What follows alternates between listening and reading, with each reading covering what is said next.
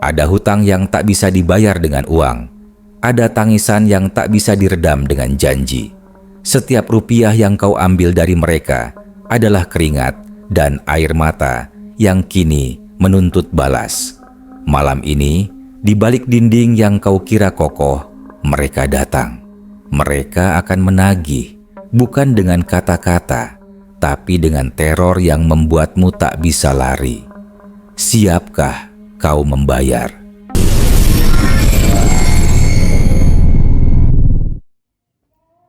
Bupati Haryo Prasetyo adalah sosok yang dikenal tegas, bahkan cenderung kejam di kalangan masyarakat desa Tirta Asih.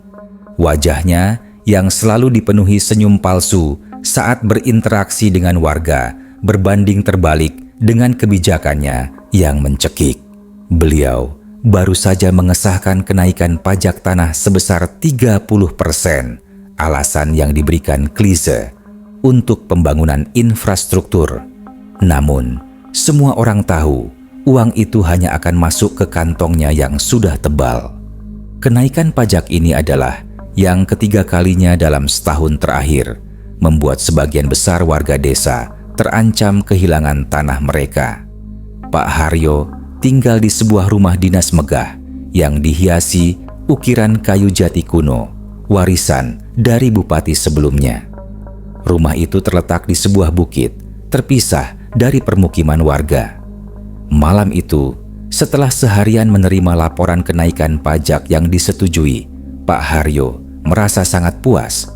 Ia duduk di ruang kerjanya, menyesap kopi luwak mahal sambil menikmati pemandangan kota dari jendela besar. Namun, ketenangan itu tidak bertahan lama.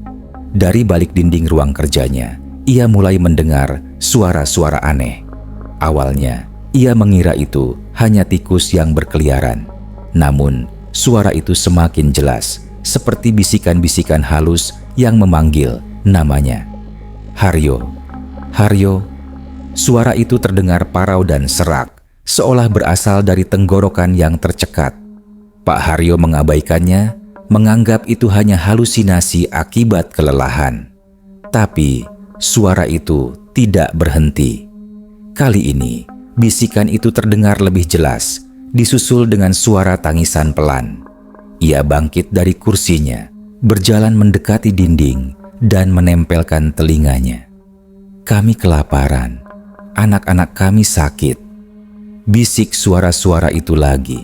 Kali ini terdengar dari berbagai arah, seolah ada puluhan orang yang bersembunyi di dalam tembok.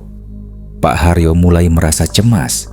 Ia mengambil tongkat golfnya dan memukulkannya ke dinding, berharap suara-suara itu berhenti. "Hentikan! Siapa kalian?" teriaknya. Namun, bisikan itu semakin kencang, diselingi dengan suara cekikikan dan erangan yang menyakitkan. Lalu, ia melihatnya. Dari celah-celah kecil di antara ukiran kayu, cairan merah pekat mulai merembes keluar. Awalnya hanya setetes, lalu semakin banyak menetes ke lantai marmer putih. Cairan itu bukan darah, tapi baunya amis dan anyir. Dari dalam cairan itu, Pak Haryo melihat bayangan-bayangan bergerak seperti siluet wajah-wajah yang kesakitan. Wajah-wajah itu familiar baginya. Ia mengenali sebagian besar wajah petani dan pedagang kecil yang telah ia paksa untuk membayar pajak tinggi. Mereka semua menatapnya dengan mata kosong, seolah-olah meminta pertanggungjawaban. Ketakutan mulai merayap di hatinya. Ia mencoba lari keluar ruangan, namun pintu sudah terkunci dari dalam. Jantungnya berdebar kencang, napasnya tersengal-sengal. Di balik dinding, bisikan itu kini berubah menjadi raungan yang memekakan telinga. "Haryo, kau akan membayar, kau akan membayar." Setelah malam yang penuh teror, Pak Haryo terbangun di sofa ruang kerjanya, berkeringat dingin. Pagi telah tiba dan cahaya matahari masuk melalui jendela. Dinding ukiran yang semalam mengeluarkan cairan merah tampak normal. Tidak ada bekas noda sedikit pun. Ia mencoba meyakinkan dirinya bahwa semua itu hanya mimpi buruk. Namun, Saat ia melirik ke meja kerjanya, ketakutannya kembali datang. Tumpukan berkas berisi laporan kenaikan pajak yang semalam ia baca dengan puas, kini berlumuran noda merah. Noda itu membentuk pola-pola aneh, seperti sidik jari-jari kecil yang membekas. Pak Haryo menyentuh salah satu noda itu. Rasanya lengket dan baunya anyir, sama persis dengan cairan yang ia lihat semalam. Ia segera memanggil asisten pribadinya Budi untuk membersihkan semua kekacauan ini. Budi adalah seorang pemuda lugu yang setia, selalu patuh pada setiap perintah Pak Haryo tanpa banyak bertanya. Budi, bersihkan semua ini dan bakar berkas-berkas itu. Jangan sampai ada yang melihat, perintah Pak Haryo dengan suara gemetar. Budi melihat tumpukan berkas berlumuran noda merah itu dengan tatapan bingung. Ia mencoba membersihkannya, tetapi noda itu tidak bisa hilang. Semakin ia gosok, semakin banyak cairan merah yang merembes dari kertas-kertas tersebut. Budi mulai merasa tidak nyaman, tetapi ia takut untuk membantah bupatinya. Ia mengumpulkan semua berkas itu dan membawanya ke halaman belakang untuk dibakar sesuai perintah. Saat tumpukan kertas itu terbakar, api tidak berwarna oranye biasa. Api itu berwarna biru keunguan, dan dari asapnya yang pekat, Budi melihat bayangan-bayangan bergerak. Ia mendengar suara-suara jeritan dari dalam api, seolah ribuan jiwa sedang terbakar hidup bangkit. Budi yang ketakutan segera berlari kembali ke dalam rumah, wajahnya pucat pasi. Sementara itu, Pak Haryo mencoba menenangkan dirinya dengan sarapan. Ia mengambil koran pagi yang biasa ia baca. Di halaman depan, bukannya berita pembangunan, ia melihat wajah-wajah warga desa yang menatapnya dengan tatapan kosong. Judul berita itu bukan tentang prestasi pemerintah, melainkan pajak mencekik warga, petani terancam gagal panen. Namun, yang paling mengerikan adalah foto-foto di koran itu. Foto-foto warga yang seharusnya tersenyum kini terlihat kurus kering dan menderita, dengan mata cekung yang menatap langsung ke arah Pak Haryo. Di samping setiap foto ada tulisan tangan yang berlumuran darah. Kenaikan pajak adalah hukuman mati bagi kami. Pak Haryo menjatuhkan koran itu, napasnya tercekat. Kertas itu tidak ada apa-apanya, tapi seolah-olah dari dalamnya muncul bisikan-bisikan yang menuduhnya. Kami mati kelaparan karena kebijakanmu. Suara-suara itu kembali menggerogoti pikirannya. Ketakutan itu nyata, tak bisa lagi ia sangkal. Malam pertama bisa saja mimpi, tapi pagi ini teror itu adalah kenyataan. Pikiran Pak Haryo kacau balau. Ia mencoba mencari cara untuk mengalihkan perhatian dari teror yang mengganggunya. Ia memutuskan untuk mengadakan rapat dadakan dengan para kepala desa dengan harapan kesibukan dapat mengusir bisikan-bisikan dan bayangan-bayangan mengerikan itu. Rapat itu diadakan di ruang rapat utama di pendopo kabupaten, sebuah ruangan luas yang dipenuhi dengan patung-patung perwakilan dari berbagai profesi. Petani, nelayan, pedagang, dan buruh yang diukir dengan detail oleh seniman lokal. Saat Pak Haryo memasuki ruangan, ia mencoba bersikap normal, menyapa para kepala desa dengan senyumnya yang dipaksakan.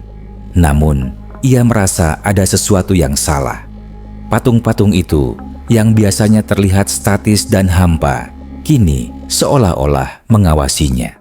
Mata-mata patung itu tampak hidup, mengikuti setiap gerakannya. Ia mencoba mengabaikannya dan memulai rapat. Saat ia hendak berbicara tentang rencana pembangunan yang akan didanai dari kenaikan pajak, ia mendengar suara-suara isakan pelan. Suara itu berasal dari patung petani yang berdiri di sudut ruangan. Patung itu tampak menangis. Dari mata patung itu perlahan menetes cairan merah kental. Semua kepala desa yang hadir terdiam, menatap pemandangan mengerikan itu dengan mata melotot.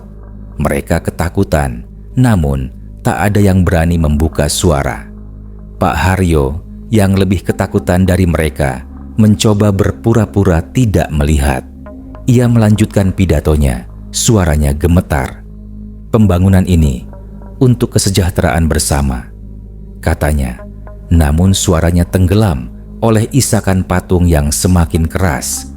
Cairan merah itu kini menetes semakin banyak, membentuk genangan kecil di lantai.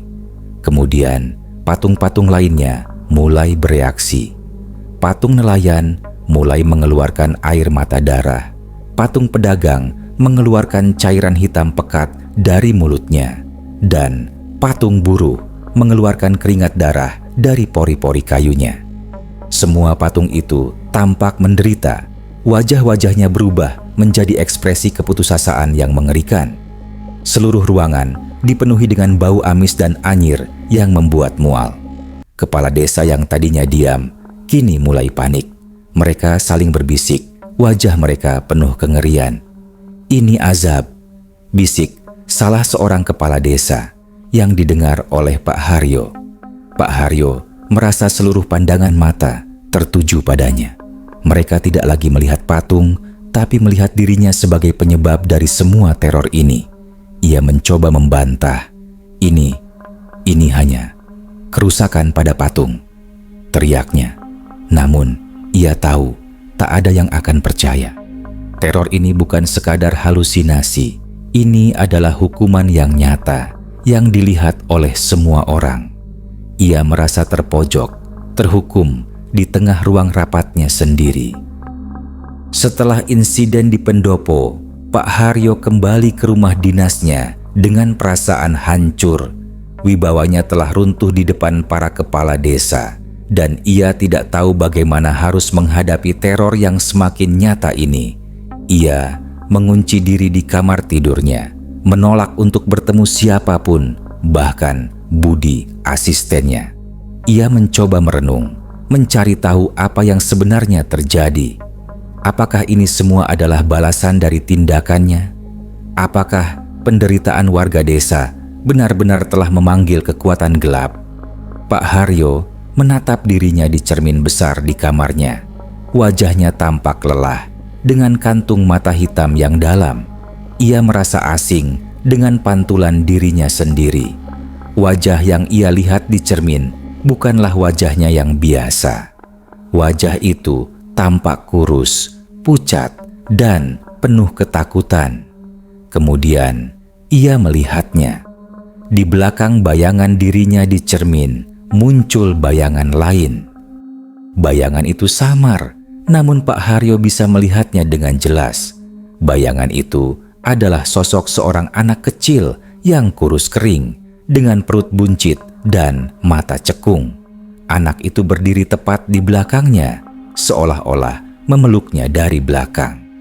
Pak Haryo memutar badannya dengan cepat, namun tidak ada siapa-siapa di sana. Ketika ia kembali menatap cermin, bayangan anak itu masih ada, dan kini ia melihatnya tersenyum. Senyum itu bukan senyum yang tulus, melainkan senyum mengejek yang membuat bulu kuduk berdiri. Tiba-tiba, suara isakan pelan terdengar lagi, kali ini dari cermin. "Ayahku tidak bisa membayar pajak," bisik suara anak itu. Suaranya terdengar sangat sedih. "Kami tidak punya makanan lagi, hanya air mata." Pak Haryo menutup matanya, berharap ketika ia membukanya, semua ini akan hilang. Namun, ketika ia membuka mata, teror itu semakin menjadi-jadi. Dinding kamarnya yang dilapisi wallpaper mewah kini seolah-olah bernapas. Permukaannya naik turun, dan dari balik permukaannya muncul tonjolan-tonjolan kecil seperti jari-jari yang mencoba menembus keluar. Lalu dari tonjolan-tonjolan itu muncul wajah-wajah yang familiar, wajah-wajah warga desa Tirta Asih yang pernah ia lihat di koran dan dalam mimpi buruknya. Wajah-wajah itu tampak pucat dan menderita, mata mereka memohon. Mereka semua memanggil namanya, "Haryo, Haryo." Ruangan itu dipenuhi dengan bisikan-bisikan, "Kembalikan uang kami butuh makan, anak-anak kami butuh susu." Pak Haryo tidak bisa lari. Ia terjebak di dalam kamar tidurnya sendiri, dikelilingi oleh bayangan-bayangan dan wajah-wajah yang merupakan hasil dari keserakahannya sendiri. Ia menyadari hukuman ini tidak datang dari luar, tapi dari dalam dirinya, dari rasa bersalah yang ia coba kubur dalam-dalam. Kondisi Pak Haryo semakin memburuk. Ia tidak makan, tidak tidur, dan terus dihantui oleh suara-suara serta bayangan-bayangan mengerikan. Budi, asistennya, sangat khawatir. Ia mencoba membujuk Pak Haryo untuk keluar kamar, untuk makan, atau setidaknya berbicara. Namun, Pak Haryo menolak. Ia lebih memilih untuk mengurung diri, berharap teror itu akan berhenti. Malam itu, di tengah kegelapan, Pak Haryo duduk di kursi goyangnya, menatap kosong keluar jendela. Suara bisikan-bisikan dari dinding sudah menjadi bagian dari rutinitasnya. Ia sudah pasrah. Tiba-tiba, terdengar ketukan pelan di pintu depan. Pak Haryo tidak bereaksi, menganggap itu hanya halusinasi lain. Namun, ketukan itu semakin keras, berirama, dan teratur. Tok, tok, tok. Budi, yang sedang berjaga di luar kamar Pak Haryo, juga mendengar ketukan itu. Ia merasa aneh, karena sudah sangat larut malam. Ia memberanikan diri membuka pintu depan. Di ambang pintu, berdiri seorang lelaki tua dengan tongkat kayu. Wajahnya dipenuhi kerutan, dan matanya memancarkan cahaya aneh. Lelaki itu mengenakan pakaian kumal dan lusuh, seolah-olah ia adalah seorang petani yang miskin. "Saya ingin bertemu dengan Bapak Haryo," kata lelaki itu dengan suara serak, namun suaranya memiliki otoritas yang tidak biasa. Budi merasa ragu, tetapi entah kenapa ia merasa tidak bisa menolak. Ia mengantar lelaki tua itu ke kamar Pak Haryo. Saat lelaki tua itu memasuki kamar, semua teror yang menghantui Pak Haryo mendadak berhenti. Dinding kembali tenang, bisikan-bisikan menghilang, dan bayangan-bayangan dari cermin lenyap. Lelaki tua itu berdiri di depan Pak Haryo, menatapnya dengan tatapan tajam. "Kau sudah mengambil terlalu banyak, Haryo," katanya. Pak Haryo merasa tenggorokannya tercekat, ia tidak bisa berbicara. "Kau telah mengambil keringat dan darah dari mereka. Pajak yang kau naikkan adalah nyawa mereka." Pak Haryo akhirnya bisa mengeluarkan suara. Siapa kau?" tanyanya dengan suara bergetar. Lelaki tua itu tersenyum, senyum yang dingin dan mengerikan. Ia mengangkat tongkatnya, dan dari ujung tongkat itu, sebuah cahaya keperakan keluar, menyorot ke wajah Pak Haryo. "Aku adalah perwakilan dari penderitaan mereka. Aku adalah azab yang telah kau ciptakan sendiri." Lelaki tua itu tidak lagi berbicara. Perlahan-lahan, tubuhnya mulai memudar, berubah menjadi gumpalan asap hitam pekat yang berbau anyir. Asap itu masuk ke dalam tubuh Pak Haryo melalui hidung dan mulutnya. Pak Haryo merasa paru-parunya terbakar. Seluruh tubuhnya terasa sakit, seperti dicabik-cabik dari dalam. Ia menjerit kesakitan, jeritan yang memilukan. Budi, yang menyaksikan semua ini dari pintu, tidak bisa bergerak. Tubuhnya kaku, matanya terbelalak melihat bupatinya yang kejam kini terhukum. Ketika asap hitam itu benar-benar masuk ke dalam tubuh Pak Haryo, ia ambruk ke lantai.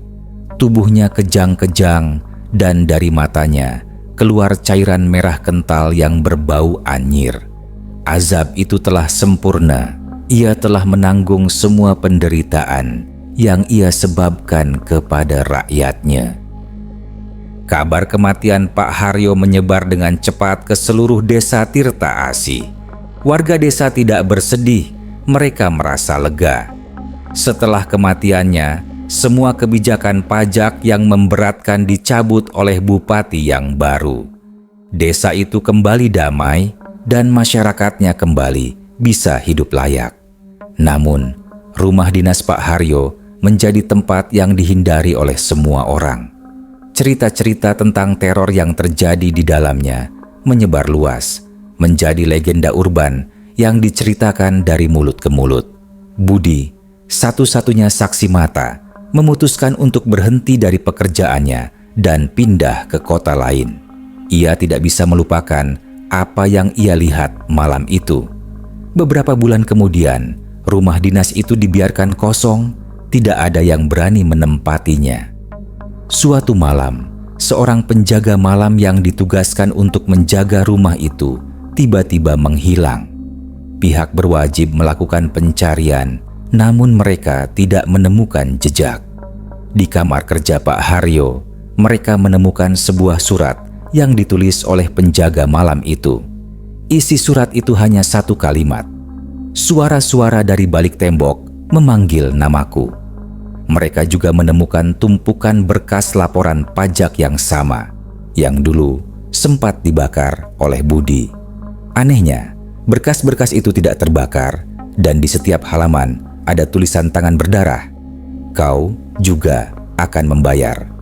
Namun, yang paling mengerikan adalah penemuan terakhir. Di ruang kerja Pak Haryo, di balik ukiran dinding, mereka menemukan sebuah rongga tersembunyi.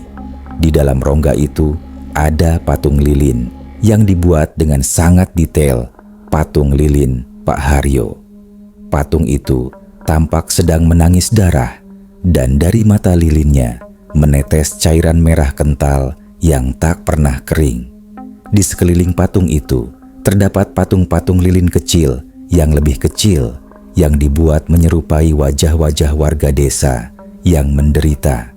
Wajah-wajah patung kecil itu tampak meringis kesakitan, seolah-olah mereka adalah korban yang sedang menyiksa sang bupati. Di atas meja, di samping patung, ditemukan sebuah buku besar tua yang kosong. Ketika salah satu petugas mencoba membuka buku itu, di halaman pertamanya muncul tulisan yang tak terlihat sebelumnya, yang seolah ditulis dengan darah. Hutang ini tak akan pernah lunas. Azab ini akan terus ada, menunggu siapapun yang berani mengambil hak orang lain. Kisah ini menyebar ke seluruh negeri. Orang-orang mulai percaya bahwa penderitaan rakyat jelata memiliki kekuatan yang tak terduga, kekuatan yang bisa memanggil azab yang paling mengerikan. Cerita ini bukan hanya sekadar legenda, melainkan peringatan nyata bagi siapapun yang berani mengambil keuntungan di atas penderitaan orang lain. Keadilan ilahi mungkin tidak selalu datang dalam bentuk hukum, tetapi ia datang dalam bentuk yang paling menakutkan, dalam bentuk bisikan dari balik tembok dan air mata darah dari patung-patung yang tak berdosa. Azab itu nyata, dan ia akan terus menghantui, menunggu tumbal berikutnya. Jadi, begitulah kisah tentang Bupati Haryo. Sebuah peringatan yang menggantung di udara bahwa setiap tindakan pasti ada balasannya. Dinding kokoh, pintu terkunci, atau uang berlimpah takkan pernah bisa melindungi dari keadilan yang menuntut. Karena terkadang, azab terburuk bukanlah kematian, melainkan hidup dalam ketakutan abadi, dihantui oleh bayangan dari dosa-dosa sendiri. Dan mungkin, suara bisikan itu masih terus terdengar, menunggu giliran siapa lagi.